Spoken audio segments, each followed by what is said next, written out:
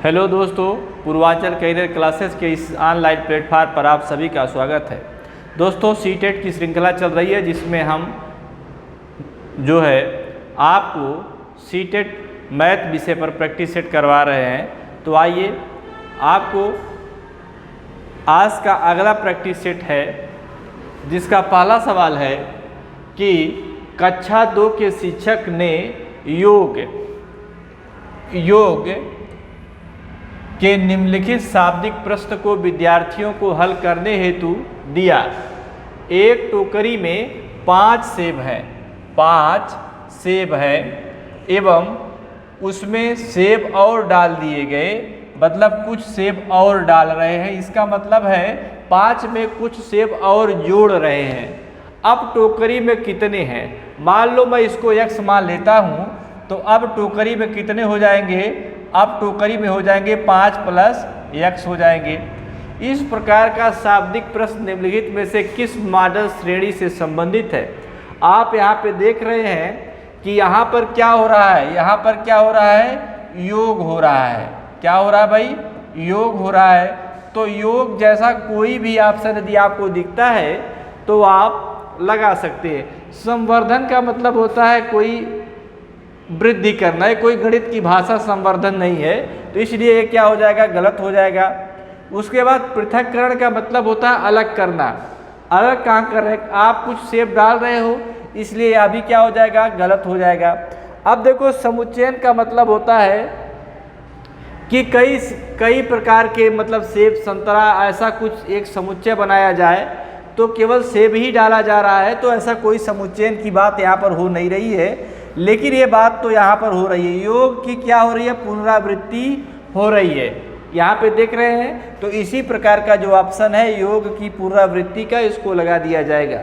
आप अपने प्रश्न को आसानी से पढ़ेंगे, उसके बाद आप अपने प्रश्न की उत्तर की तरफ बढ़ेंगे। आइए हम आगे चलते हैं। आज का जो हमारा दूसरा प्रश्न है कि ताज़ा मछलियों को सुखाया जाता है तो उनका भार 1/3 रह जाता है।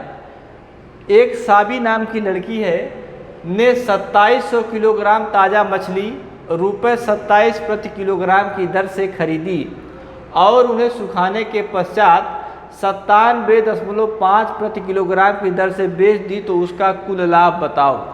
इसका मतलब ये है कि ये क्रय विक्रय का सवाल है। ये मछली भाई कितनी है?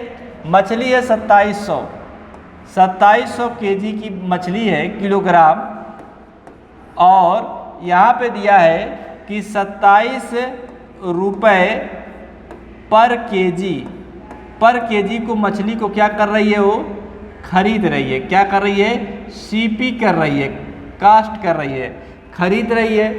तो जब खरीद रही है, 1 किलो का दाम 27 है, तो 2700 का दाम कितना होगा? तो 2700 का दाम कितना होगा? तो हो जाएगा, देखिए 2700 गुणे कितना हो जाएगा? 27 हो जाएगा। अब इसका सॉल्व करोगे तो 7 7 49 हो जाएगा। 7 दूनी 14, 14 दूनी 28 और 28 4 कितना हो जाएगा? 28 4 हो जाएगा 32, और 2 दूना 4 और 4 3 7, 2 दूना 4 और 4 3 7 हो जाएगा। अब देखो 800 होगा, यानी इतना रुपए, ये क्या आया? इतना रुपए आया क्रय मूल्य आया, खरीदा इतने पर। ठीक है। अब देखो, अब जब मछली को सुखाया जाता है तो उसका 1/3 भाग रह जाता है। इसका मतलब है इसी 2700 केजी मछली थी। अब इसको जब सुखाओगे तो इसमें 3 से भाग दोगे तो कितना बचेगा? 3 नवा कितना? 27। तो बचा कितना? मछली आपकी बची 900 केजी मछली बची। ये बची 900 केजी मछली। अब इस 900 केजी मछली को बेचा गया कितने में? 97.5 बेचा गया, यानी 900 गुणे 97.5। अब इसको बेचोगे तो आ जाएगा देखो 9 पचे 45 होता है, 9 सते 63, 63 4 कितना हो जाएगा 67 हो जाएगा। फिर 9 9 81 और 81 6 कितना हो जाएगा 87। 2 अंक के बाद दशमलव लगाओ और यहाँ पर 1 अंक के बाद दशमलव है, यानी 8775 रुपये की मछली बिकी है। ये इसका सेलिंग प्राइस है, यानी इतने में मछली क्या हो रही है, बिक रही है भाई, इतने में मछली बिक रही है। तो आप ये जानते हैं कि जब हम कभी भी किसी भी प्रश्न में कितने में खरीदे हैं और कितने में बेचे हैं दोनों यदि हम जान जाते हैं और तो दोनों को घटा लेते हैं तो हमको लाभ और हानि प्राप्त हो जाता है। तो देखो भाई, बेच रहे हैं ज़्यादा में, खरीद रहे हैं कम में, तो हमको लाभ होगा। यदि हम बेचते कम में, मान लीजिए किसी वस्तु को हम 10 रुपया में खरीदते हैं, उसको 12 रुपया में बेचते हैं, तो कितने रुपए का लाभ हुआ, 2 रुपये का। यदि उसी 10 रुपये की वस्तु को हम 8 रुपया में बेचते तो 2 रुपये की हानि होती। इसका मतलब है कि जो क्रय प्राइस है और विक्रय प्राइस है दोनों को देखेंगे। जो ज़्यादा विक्रय प्राइस यदि ज़्यादा है तो लाभ होगा और यदि कम है तो वह क्या होगा, हानि होगी। आइए देखते हैं। अब देखो ये 87 750 और माइनस 72,900 इसको कर देंगे तो देखो 0 यहाँ पर 5 आएगा, 17 में से 9 गए, 9 8 17 होता है, 8 आएगा, यहाँ पर बचेगा 6 में से 2 को घटाओगे कितना आएगा, 6 में से 2 को घटाओगे 4 आएगा और यहाँ में से 1 आएगा। 14,850 रुपये इसको क्या मिलेगा, इसको मिलेगा लाभ दोस्तों, इसको क्या मिलेगा, लाभ मिलेगा। लेकिन यहाँ पर हमारे प्रश्न में एक भी आंसर ऐसा नहीं है, इसलिए मैं अंतिम उत्तर नन ऑफ दीज लिख देता हूँ, नन ऑफ दीज। तो आप अपने प्रश्न को देख सकते हैं, यहाँ पर नन ऑफ दीज आंसर हो जाएगा, इसमें से कोई आंसर नहीं है। ठीक है, तो आप इसको वैसे ही लगाएंगे। आइए हम आगे चलते हैं। अगला प्रश्न है हमारा कि देखो ये प्रश्न है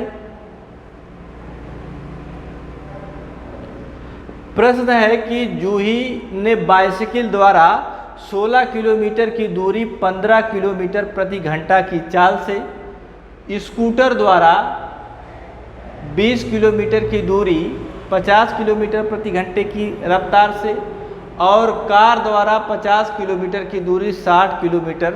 ठीक है, तो दूरी तय करने में कुल समय कितना लगेगा।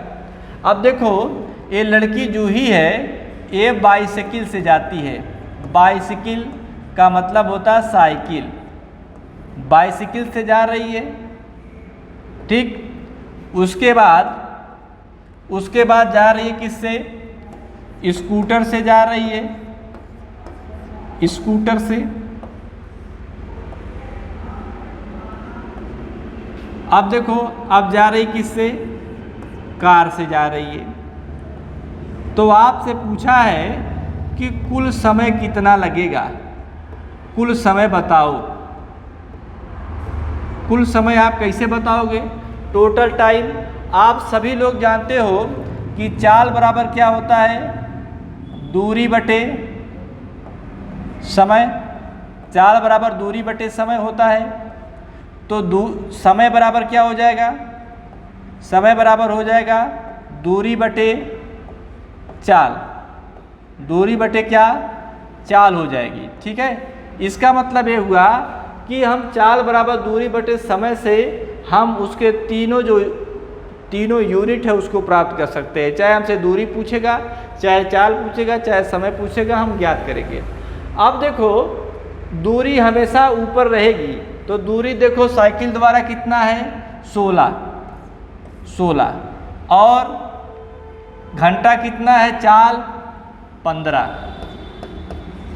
प्लस स्कूटर के लिए 20 किलोमीटर, और इसका चाल कितना 50 किलोमीटर। यहाँ पे देखो कार के लिए 50 किलोमीटर 50 किलोमीटर और ये कितना 60। ठीक, अब देखो दोस्तों कुल समय को मैं टी मान लेता हूँ, टी माने टाइम। इसका 1 0 1 0 कट जाएगा, इसका भी 1 0 1 0 कट जाएगा। तो इसका जब हम एलसीएम लेंगे तो कितना आएगा, इसका जब हम एलसीएम लेंगे तो हमको दोस्तों मिलेगा 30। इसका एलसीएम हमको 30 मिलेगा, मैं 30 लिख देता हूँ यहाँ पर, ये 30 मिला। 15 दूनी 30 तो 16 दूना कितना 32, 5 छक्का 30 तो 6 दूना कितना 12, 6 पंचे 30 तो 5 बचे कितना 25। अब देखो इन सबको जोड़ोगे तो जब इनको जोड़ोगे 80 मैं लिख देता हूँ, 5 2 7, 7 2 कितना 9, 2 1 3 3 3 6, ये हो गया बटे कितना 30। एक इसमें आया घंटे में आया, लेकिन हमको समय मिनटों में देना है, तो मिनटों में देना है तो 60 से गुणा कर दोगे तो 2 कट जाएगा, ये 3 दूना कितना हो जाएगा 6 हो जाएगा। इससे गुणा करोगे 9 दूना 18, 6 दूनी 12, 1 13, यानी इसका उत्तर आएगा 138 मिनट। ठीक है, 138 मिनट आएगा दोस्तों, यही इसका आंसर सही है बी वाला। ठीक है, तो जब भी हम इस तरह का सवाल देखेंगे आप ऐसे लगाएंगे। आइए आगे देखिए, अगला प्रश्न है कि एक संख्या दशमलव निरूपण समझने के लिए निम्नलिखित में से कौन सी पूर्व जानकारी होनी चाहिए। दशमलव का मतलब होता है जैसे आप 1/10 लिख रहे हो, इसका मतलब है यहाँ पर 10 का कॉन्सेप्ट आएगा, 10 का जो कॉन्सेप्ट है वो आएगा।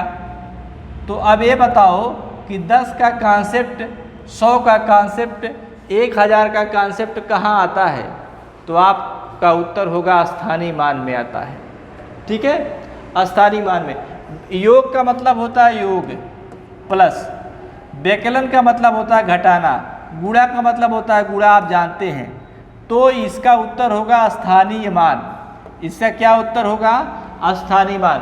एक संख्या का दशमलव निरूपण समझने के लिए उसके स्थानों का हमको मान आना चाहिए, स्थानीय मान आना चाहिए, तभी हम दशमलव का निरूपण समझ पाएंगे।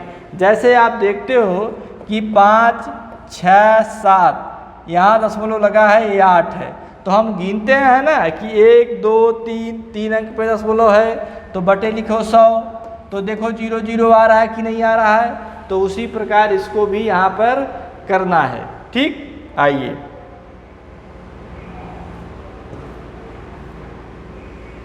देखो, मैंने बताया था कि गणित की जो मूलभूत संक्रियाएं होती हैं उनको क्या कहते हैं, योग होता है, भाग भी होता है, लेकिन परिमाप मूलभूत संक्रिया नहीं है, इसलिए उत्तर हो गया गलत। परिकलन भी नहीं होता, संगणन नहीं होता, रचना नहीं होता, समीकरण बनाना नहीं होता, ये भी गलत। योग होता है, गुणा होता है, भिन्नों को दशमलव में बदलना, समाकृतियों की रचना करना, यह भी नहीं होता। योग होता है भाई, व्यकलन का मतलब होता है घटाना, गुणा का मतलब होता है गुणा, भाग का मतलब होता है भाग, ऐसे चिन्ह। तो इसी को मैंने बताया था गणित की मूलभूत संक्रियाएं। गणित की मूलभूत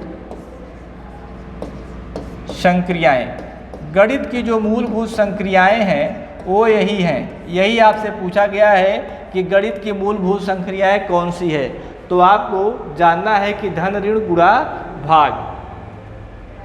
आइए देखो, हमारा जो अगला प्रश्न है इसमें दिया है कि कक्षा 1 और कक्षा 2 के छात्र हैं, इनको गणित पढ़ाना है। इनको क्या पढ़ाना है, गणित पढ़ाना है। गणित शिक्षण और अधिगम के लिए निम्नलिखित में से कौन सही है। अधिगम का मतलब होता है सीखना, ठीक है। गणित सीखने के लिए क्या जरूरी है? अभ्यास के लिए बहुत अधिक अवसर उपलब्ध कराए जाएं, ठीक है। कक्षा 1 और 2 में केवल गणित के मौखिक प्रश्नों को हल करवाया जाए। भाई गणित के मौखिक प्रश्नों को हल करवाएंगे यदि, तो जो कक्षा 1 और 2 के छात्र होते हैं उनकी बौद्धिक क्षमता का उतना विकास नहीं हो पाता है जो प्रश्न का उत्तर मौखिक रूप से दे सके। इसलिए मौखिक की बात तो यहाँ पर होगी नहीं, इसलिए ये पूर्ण रूप से क्या हो जाएगा? गलत हो जाएगा। और एक चीज़ ये भी है, यहाँ पर जो मैंने बताया है कि जो निगेटिव वाक्य रहेंगे प्रश्न में, यदि नकारात्मक बात नहीं लिखी गई है तो निगेटिव वाक्य कतई होगा नहीं। लिखा है कि कक्षा 1 और कक्षा 2 में गणित नहीं पढ़ाया जाएगा। इसका मतलब यह भी नहीं है कि हमको गणित पढ़ाना नहीं है, बच्चों को गणित सिखाना नहीं है, उन्हें तार्किक और योग्य नहीं बनाना है। इसलिए कक्षा 1 में, कक्षा जो प्राइमरी स्तर की कक्षाएं होती हैं उसमें संख्या को पहचानना, धन ऋण गुणा जोड़ भाग ये सब बताना होता है। गणित की मूलभूत संक्रियाओं से बच्चों को परिचित कराना होता है, संख्याओं को बताना होता है, यही सब बताते हैं हम। अब देखो 2 ऑप्शन तो अपने आप कट गए। अभ्यास के लिए बहुत अधिक अवसर उपलब्ध कराए जाएं। बहुत अधिक, ये जो बहुत शब्द आ गया, ठीक है, और अधिक है, बहुत भी है और अधिक भी है, तो ये भी गलत हो जाएगा। क्यों? क्योंकि बहुत अधिक अवसर उपलब्ध कराए जाएं तो क्या गणित ही पढ़ना है, उसको नहीं पढ़ना है, तो इसलिए यह भी गलत हो जाएगा। अब देखो गणित का अन्य विषय जैसे भाषा, कला इत्यादि से समाकलन किया जाए। मतलब गणित को, कला का मतलब खेल के माध्यम में उसको बताना है, अन्य विषयों के साथ जोड़ करके बताना है, ताकि बच्चा आसानी से गणित को क्या करे, सीख जाए। ठीक, आइए हम आगे बढ़ते हैं।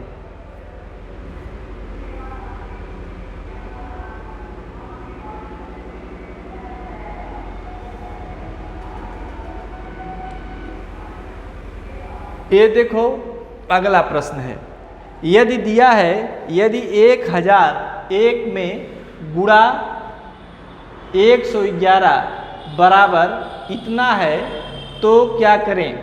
ठीक है, तो यहाँ पर जो लिखा गया है, यहाँ पर ए बराबर का निशान है, ठीक है, ए बराबर का निशान है। तो आइए हम आपको बताते हैं क्या करना है। ठीक है, अब देखो कि जैसे हम इसको लिख दिया 1001 गुणे 1 बराबर 11, ये लिख दिया 40 प्लस, यहाँ पर हमको कुछ नहीं पता है तो हम इसको x लिख देते हैं, यानी 11x हो गया। ठीक है, 11x हो गया। अब इस प्रश्न को हम हल करेंगे। जब हल करेंगे तो ये कैलकुलेशन बेस्ड प्रश्न है। ठीक है, तो देखिए इसको सॉल्व किया जाता है। इसको सॉल्व करोगे तो गुणा जब करेंगे हम, ठीक है, तो जैसे ये देखो ये गुणा करना है, इसका गुणा करना है, जैसे 11 11 1 0 1 ये है, तो आप छोटा गुणा जानते हैं, तो इसलिए 101, फिर एक अंक छोड़ करके 101, फिर एक अंक छोड़ करके 00 बना के 1, यानी 1 1 1 1 1 और 1। कितनी बार 1 हो गया? 2 2 4 2 6 बार। यहाँ पर हम क्या कर देंगे? 1 1 1 और 6 बार हमने यहाँ पर क्या लिख दिया? 1 लिख दिया। 6 बार हमने क्या किया? यहाँ पर 6 बार हमने 1 लिख दिया। तो उस 6 बार 1 लिखने के बाद हमको क्या करना है? इधर जाना है। इधर जाएंगे 4 0 बढ़ाएंगे प्लस 11x हो गया। अब ये हमारा सवाल हल हो गया है दोस्तों। ये हमारा सवाल क्या हुआ? अब हल हो गया।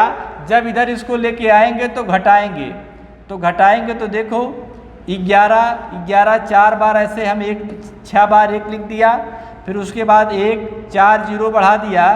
तो ज़रा हमको बताओ ये सब तो आ करके उतर जाएंगे धीरे से, लेकिन ये लोग क्या हो जाएंगे, कट जाएंगे, 1 1 दोनों है घट जाएंगे। तो कितने बार आएगा, 2 बार हमको 1 1 लिखना पड़ेगा, बराबर कितना हो जाएगा, 11x हो जाएगा।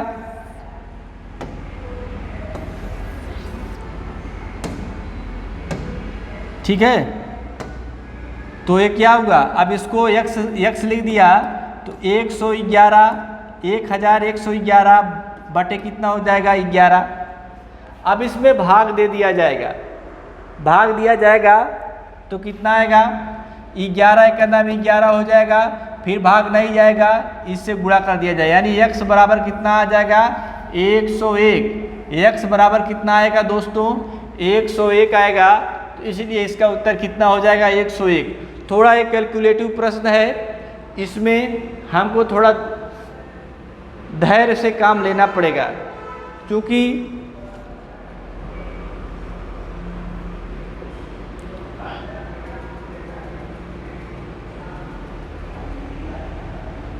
लो भाई ये हमारा अगला प्रश्न आ गया।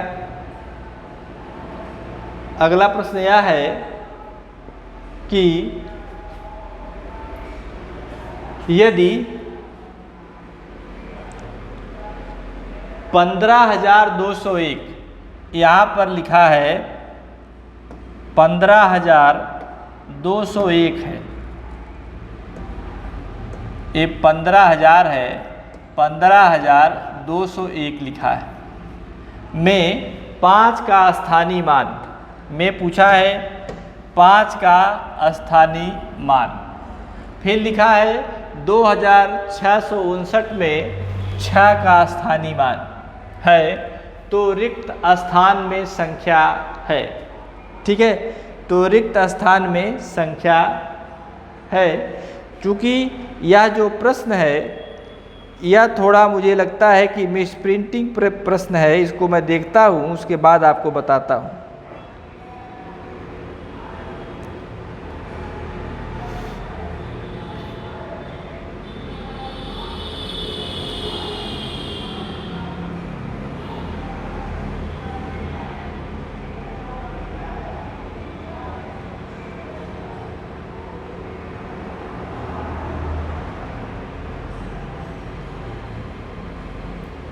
हाँ, का स्थानीय मान, का स्थानीय मान इधर बराबर लिखा है, इधर लिखा है बराबर 7, ऐसे डॉट डॉट कर दिया है, यही रिक्त स्थान है, रिक्त स्थान यही है, में रिक्त स्थान की संख्या का मान ज्ञात करना है। ठीक है, तो आइए हम आपको बताते हैं। अब देखो मैं इसको सॉल्व कर रहा हूँ, इस रिक्त स्थान को x मान लीजिए भाई, तो देखिए 1,5,201 में 5 का स्थानीय मान, 5 का स्थानीय मान, 5 का स्थानीय मान प्लस, यहाँ पर प्लस का निशान है, यहाँ पर प्लस का निशान है, और 2,659 में 6 का स्थानीय मान, 6 का स्थानीय मान, 6 का स्थानीय मान बराबर इधर है 7x, क्या है 7x। आइए अब हम इसको सॉल्व करते हैं। अब देखो 5 का स्थानीय मान है, तो मैंने आपको स्थानीय मान पढ़ाते समय बताया है कि जिसका स्थानीय मान पूछा जाए वो लिख लो, और जितना इधर अंक है उतना 0 बढ़ा दो, 3 अंक है तो 3 0 बढ़ा दिया, 5,000 हो गया इधर। अब देखो इधर है, इधर 6 का स्थानीय मान पूछा है तो 6 लिख दिया, 6 लिख दो, और जितना अंक दिखता है उतना 0 बढ़ा दो, 2 अंक दिख रहा है तो 2 0 बराबर कितना हो जाएगा 7x हो गया। इसको जोड़ोगे जब तो आ जाएगा कितना 5600, 5600 बराबर कितना हो जाएगा 7x, तो x बराबर 7 अठे कितना 56 यानी 800, तो x बराबर कितना आएगा 800। इसका आंसर कितना आएगा x बराबर 800। तो इसका आंसर है 4 नंबर। ठीक, जब कभी भी ऐसा सवाल आपको मिलता है तो आप इसी तरीके से करेंगे। आइए,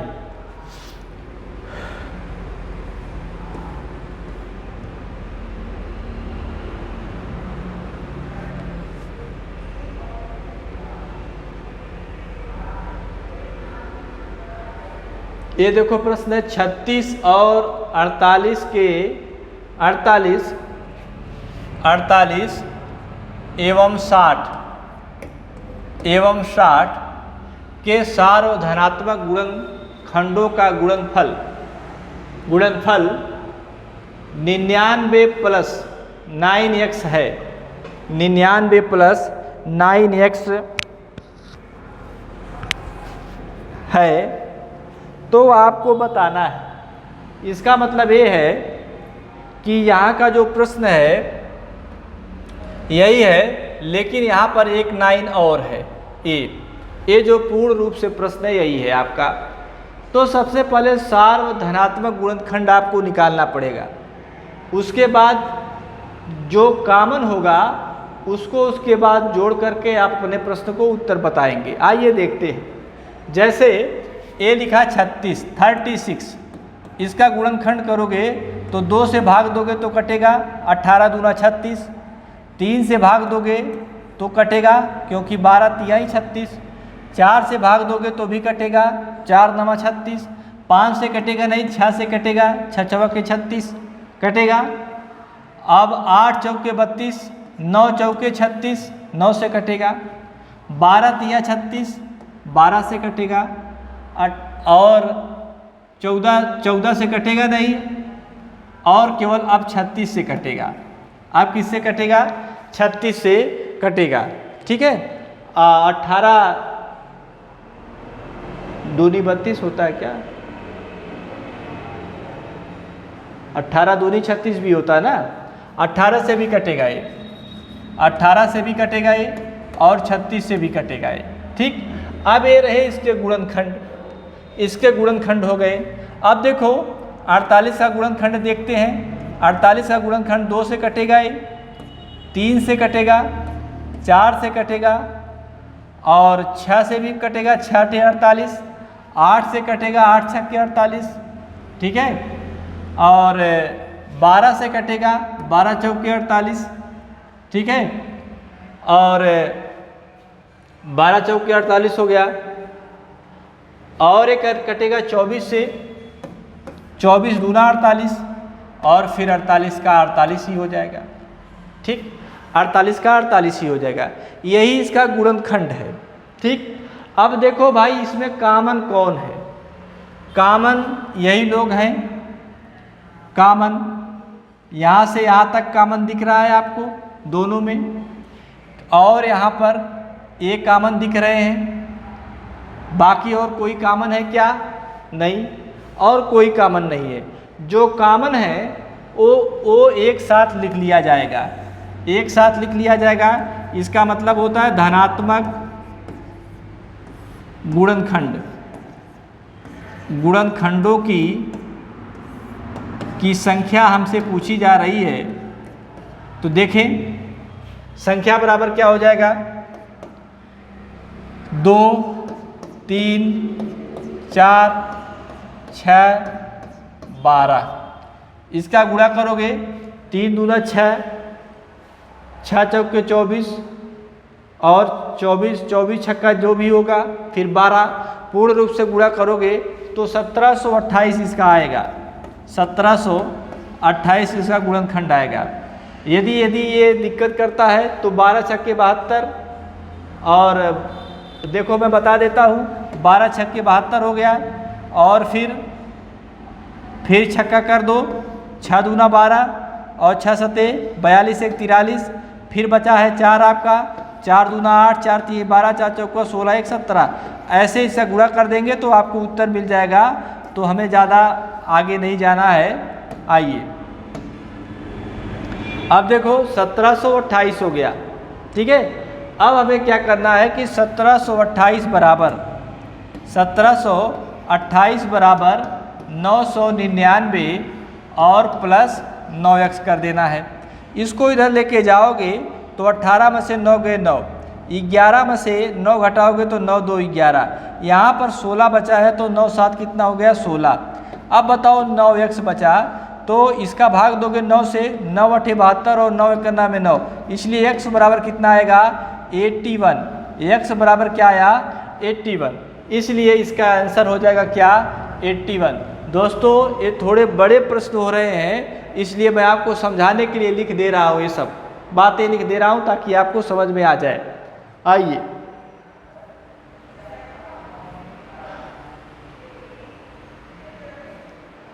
ये देखो प्रश्न आ गया,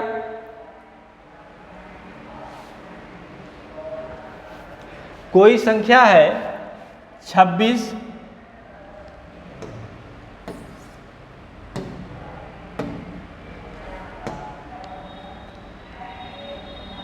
कोई संख्या है 26 6 7 9 में 39 से भाग दोगे आप, 39 से भाग देंगे और एक संख्या इसमें है ये 29405 में आप 34 से भाग देंगे, तो जो भागफल आएगा यहाँ पर देखो, ठीक है, जो भी भागफल आएगा यहाँ पर आएगा क्या रिमाइंडर आएगा। अब मान लो यहाँ R1 आ गया, यहाँ पर यहाँ R2 आ गया। देखो कहा है कि इनके शेषफलों के अंतर को, इसका मतलब है कि R1 माइनस R2 करना है हमें, दोनों के शेषफल को क्या करना है घटाना है। तो जो भी शेषफल आएगा घटाने के बाद जो भी आएगा, मान लो आ गया R, इसी में 18 से क्या कर देना है भाग दे देना है। तो भाग देना है, भाग देने के बाद जो भी शेषफल आएगा वही उत्तर हो जाएगा। दोस्तों इसको अपने कमेंट बॉक्स में हमारे पूर्वांचल कैरियर क्लासेस के ऑफिशियल यूट्यूब चैनल पर आप कमेंट करके इसका उत्तर बताएंगे, ठीक है। आइए हम आगे बढ़ते हैं। देखो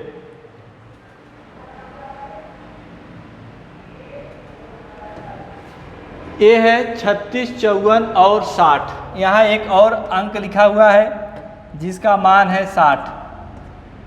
60 का सबसे छोटा गुणज 90 के बराबर है। तो जब कभी भी ऐसा प्रश्न आएगा, सबसे छोटा सार गुणज पूछा जाएगा, तो आप इसका एलसीएम निकालोगे। क्या निकालोगे एलसीएम, लासापा जिसको कहते हैं। तो मैं लिख देता हूँ 36 54 और 60 का लासापा निकालेंगे तो 2 से भाग देंगे, 2 8 16, 2 दूनी 4, 2 7 14, 2 तिहाई 6 30, फिर इसको 2 से काटेंगे, 2 9 18 27 15, फिर ये 3 से कटेगा, 3 त्रिका 9, 3 9 27, 3 बचे कितना 15, फिर 3 से कटेगा 1 3 और 5। इसका जो एलसीएम आएगा दोस्तों मैं लिखने चल रहा हूँ। देखो 2 दूनी 4, 4 तिहाई 12, 12 तिहाई 36 और 36 गुणे 5 गुणे 3 कर देना। 36 बच्चे कितना हुआ 6 पंचे 30, 5 ये 15 3 18 गुणे 3 कर दोगे, 18 3 54, 540 आ गया। कितना आ गया 540। जो ये 540 है इसमें 90 के बराबर है, तो 540 में आप 90 से भाग दे देंगे। किससे भाग दे देंगे 90 से, तो 1 0 से 1 0 कट जाएगा, 9 छक्के कितना आएगा 54 आएगा। इसलिए इसका उत्तर कितना आ जाएगा बच्चे 6 आ जाएगा, ठीक है। इसका उत्तर कितना आएगा 6 आएगा। जब कभी भी इस प्रकार का प्रश्न आपको मिलेगा तो आपको वैसे ही करना है। सबसे छोटा सार गुणज पूछा जाएगा तो आप क्या करेंगे भाग दे देंगे, ठीक है। आइए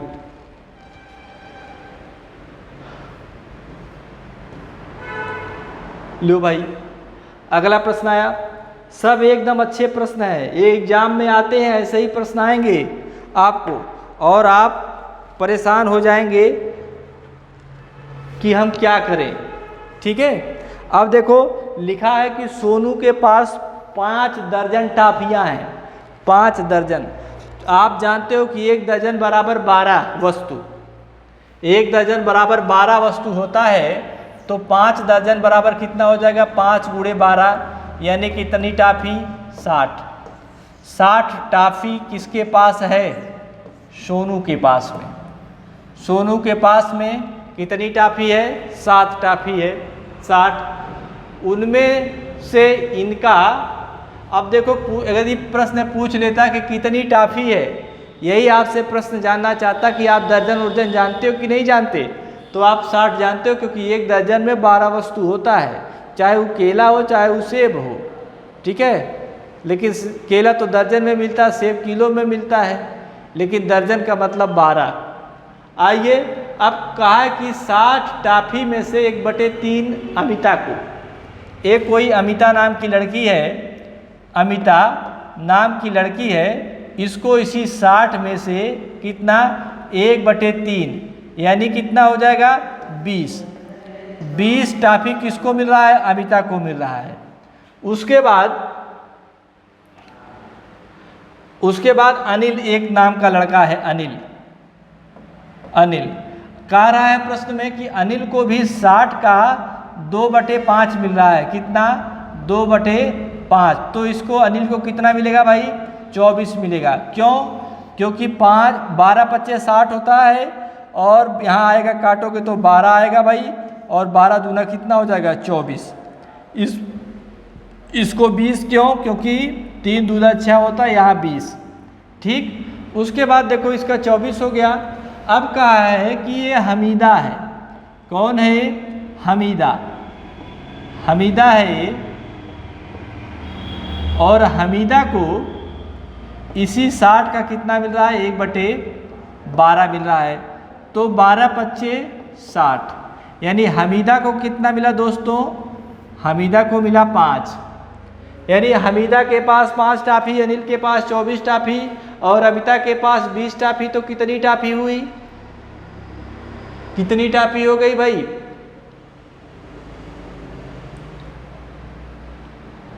इसको जोड़ोगे तो कितना हो गया, 20 और 24 44, 44 5 कितना, 44 5 कितना हो जाएगा, 49 हो जाएगा। 49 में से 60 में से 49 को घटाओगे तो यहाँ पर आएगा 1, और यहाँ पर बचा 5, 5 में से 4 को घटाओगे 1, तो यानी 11 टॉफी ये शेष बची है, और शेष बची टॉफी कितनी है, 11 टॉफी है। तो यहाँ पर पूछा है सोनू के पास, ये सोनू नाम का लड़का है भाई, सोनू नाम का लड़का है, इसके पास कितनी टॉफी बच रही है, 11 टॉफी बच रही है। कैसे बच रही है, आपने देखा, घटाने के बाद आपने देखा कि सोनू के पास कितनी टॉफी बच रही है, 11 टॉफी बच रही है। तो आपका उत्तर कौन सा हो जाएगा, दूसरा हो जाएगा दोस्तों, ठीक। आइए आगे बढ़ते हैं। ये देखो ऐसा प्रश्न आ गया, बहुत लगता है हमको इकाई दहाई सब पता है, लेकिन जब ऐसे प्रश्न आते हैं तो बुद्धि गुल हो जाती है। क्यों हो जाती है, क्योंकि हम पढ़ते नहीं प्रश्न को, और हम जल्दी जल्दी में अपना उत्तर लगा देते हैं बजरंगबली का नाम लेकर के, ठीक है, तो इसलिए हमारा उत्तर भी गलत हो जाता है। आइए, लिखा है कि 112 इकाई प्लस 12,000 बराबर 11,012 प्लस ... दहाई। मतलब ... का मतलब है, मैं मान लेता हूँ x है, या इसकी जगह पर x था। अब देखो इकाई का मतलब 1, ठीक, हजार का मतलब 1000, और दहाई का मतलब 10। अब देखो प्रश्न हल हो गया। यही जानना चाह रहा है प्रश्न में कि आपको इकाई दहाई सैकड़ा हजार करने आता है कि नहीं आता। तो आइए देखते हैं।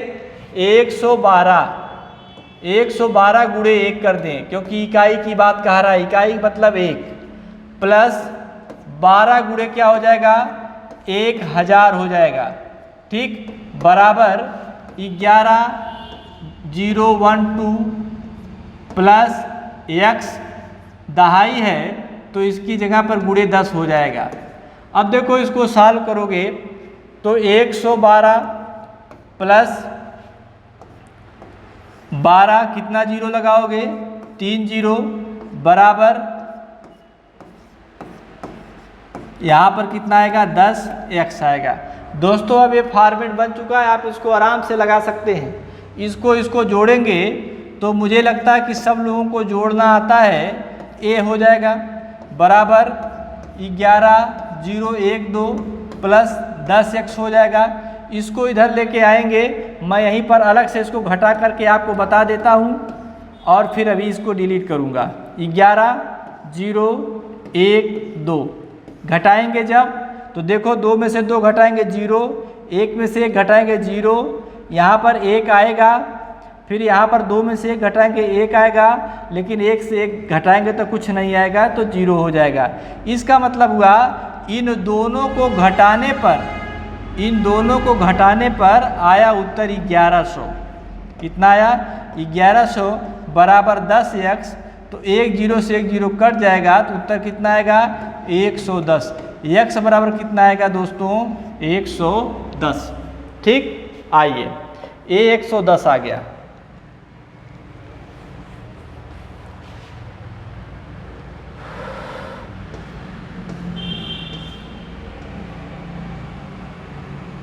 ये लो भाई, एक नया बवाल वाला प्रश्न आ गया। क्या कह रहा है कि गुणनफल है 772 गुणे 36 गुणे 25 बराबर है। किसके बराबर है ये 5 दिनों में सेकंडों की संख्या के बराबर है, 1 सप्ताह में सेकंडों की संख्या के बराबर है, 7 सप्ताह में मिनटों की संख्या के बराबर है, 60 दिनों में घंटों की संख्या के बराबर है। इसका मतलब ये हुआ कि कुछ ऐसा काम करें हम कि हमको पता चल जाए कि ये दिनों की संख्या दिया है कि सेकंडों की संख्या दिया है कि घंटों की संख्या दिया है। चलो भाई देखते हैं। अब देखो एक दिन में इतना बड़ा गुणा है, यह बहुत बड़ा गुणा है, ठीक है। तो जरा देखो घंटा भैया तो होगा नहीं, 60 दिन में घंटों की संख्या, मिनटों की संख्या होगा नहीं। चलो मैं बताता हूँ, पहले इसी को देखते हैं। देखो 6 7 2 गुणे 36 गुणे 25, ठीक। इसका गुणनखंड करोगे तो 5 गुणे 5 आएगा। इसका गुणनखंड करोगे तो आएगा 2 गुणे 2 गुणे 3 गुणे 3, ये आएगा। 9 चौके 36 हो गया, लेकिन ये बचा।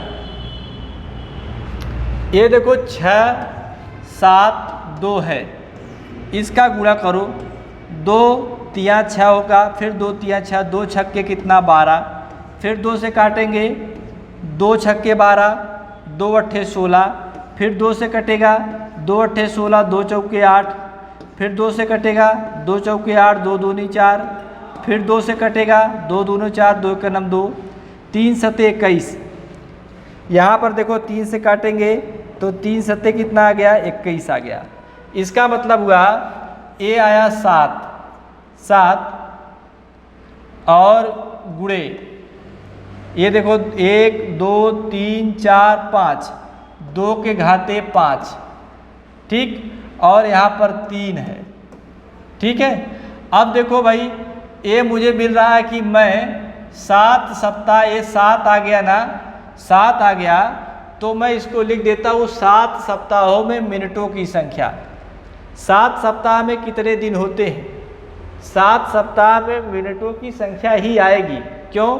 क्योंकि मैंने ऐसे चेक कर लिया कि इसका जो गुणनखंड है सबसे बड़ा, क्योंकि 7 तो किसी में है नहीं, इसमें 7 आ रहा है। यदि इसको भी तोड़ोगे तो इसमें भी 7 नहीं आएगा, 5 लेकिन आ रहा है तो 5 वाला है नहीं, हम 7 को ले लेते हैं, ठीक है। 1 वाला होगा नहीं तो इसी को देखते हैं, ठीक। आइए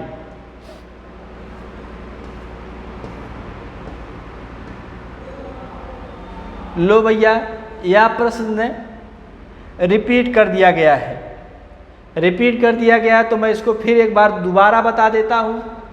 एक ताज़ा मछलियों को सुखाया जाता है इतना इतना।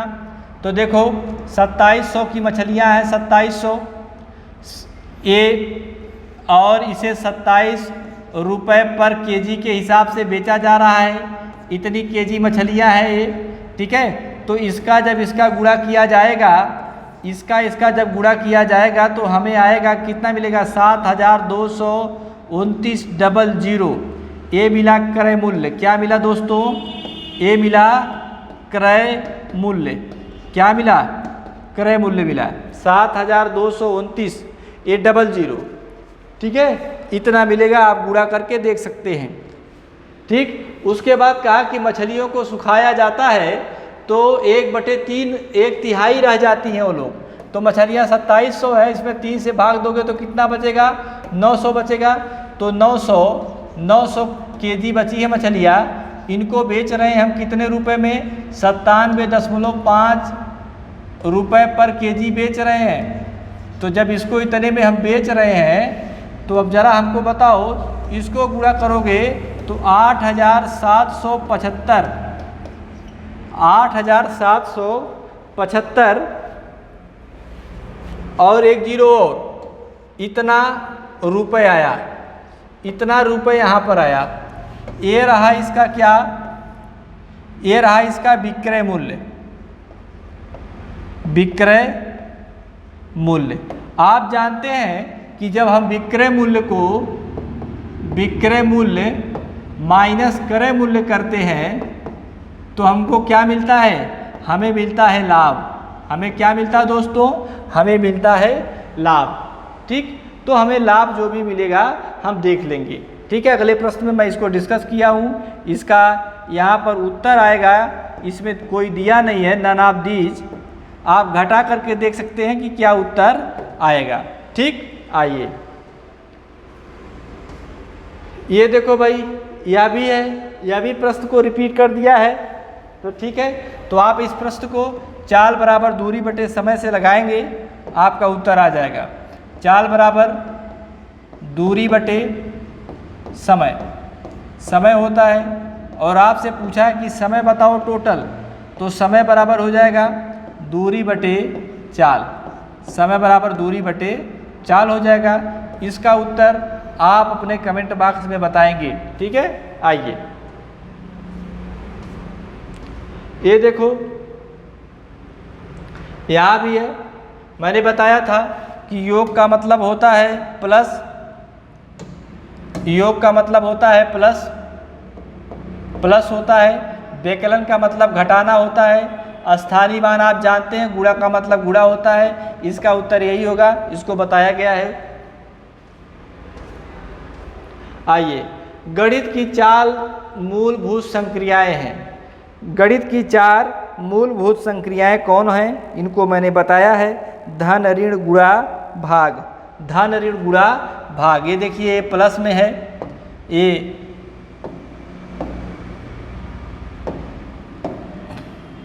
ये प्लस है, ये माइनस है और ये गुणा है, ये भाग है। यही गणित की 4 मूलभूत संक्रियाएं हैं, ठीक है। आइए आगे बढ़ते हैं। ये देखो भाई, हम क्या पढ़ाने चल रहे हैं, संख्या पढ़ाने चल रहे हैं। कक्षा 4 का विद्यार्थी है, इसका मतलब होता है 4 के विद्यार्थियों को समझाने के लिए 1/10 और 1/100 से बड़ा है। 1/10 1/100 से बड़ा है। निम्नलिखित में से कौन सी शिक्षण अधिगम सामग्री TLM सर्वाधिक उपयुक्त है।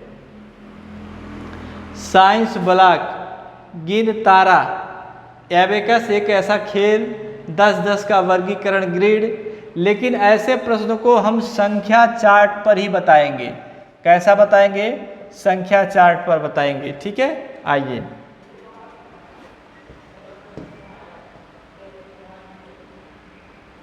देखो,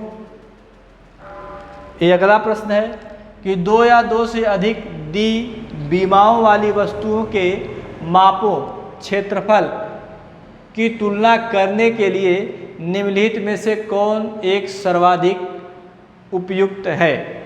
देखो क्षेत्रफल हम बताने चल रहे हैं, क्षेत्रफल बताने चल रहे हैं, एरिया बताने चल रहे हैं।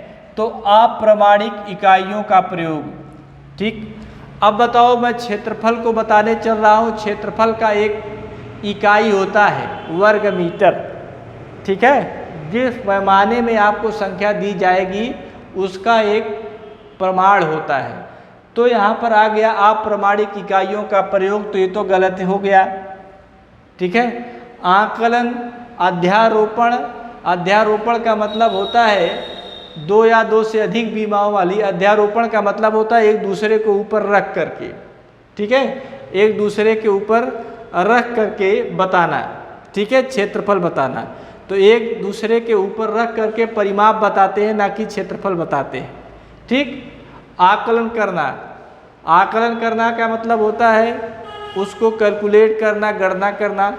लेकिन आपको इसमें आंसर देना है ऑप्शन नंबर 3, प्रेक्षण करना होगा, ठीक है दोस्तों।